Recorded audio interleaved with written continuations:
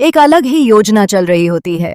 वह जानते हैं कि अगर उन्होंने सीधे तौर पर माही से शहर के खिलाफ कुछ कहा तो माही तुरंत उनकी बात काट देगा। इसलिए वह घुमा फिराकर बात करने का रास्ता चुनते हैं।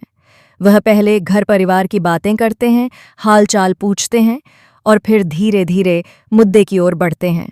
सीधे यह नहीं कहते कि शहर ने बहुत बड़ी गलती की है, बल्कि इशारों इशारों में माही के मन में शक पैदा करने की कोशिश करते हैं। वह बताते हैं कि शहर ने जो गरीबों में अनाज बंटवाया उसमें कीड़े निकले हैं। वह इस बात को बार बार दोहराते हैं कि यह बहुत ही शर्मनाक और गैर जिम्मेदाराना हरकत है। चाचा ये भी कहते हैं कि अगर सच में ऐसा हुआ है तो यह सिर्फ एक गलती नहीं, बल्कि लोगों के विश्वास के साथ खिलवाड़ है।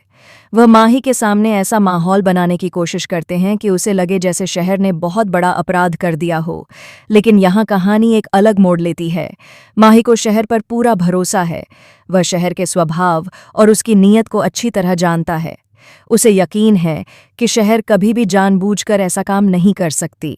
जैसे ही चाचा शहर पर आरोप लगाते हैं, माही के चेहरे का रंग बदल जाता है। वह गुस्से में आ जाता है और साफ शब्दों में कह देता है कि बिना सबूत के किसी पर उंगली उठाना गलत है। माही अपने चाचा से कहता है कि वह शहर को बचपन से जानता है और उसकी नीयत पर शक करना बेवकूफ़ी है। यह सुनकर चाचा असहज हो जाते हैं, क्योंकि उनकी योजना पहली ही कोशिश में सफल होती नजर नहीं आती। उधर दूसरी तरफ फूफी और नज़मा भी चुप नहीं बैठी हैं। वे दोनों अलग अलग तरीके से माही को समझाने और भड़काने की कोशिश करती हैं, कभी भावनात्मक बातें करके तो कभी समाज और इज्जत का हवाला देकर।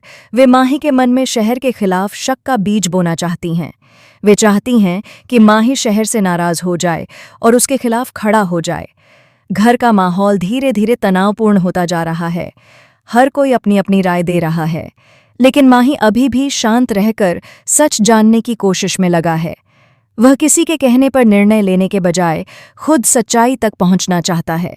और यहीं से कहानी में असली ट्विस्ट शुरू होता है। माही एक बड़ा और साहसी फैसला लेता है।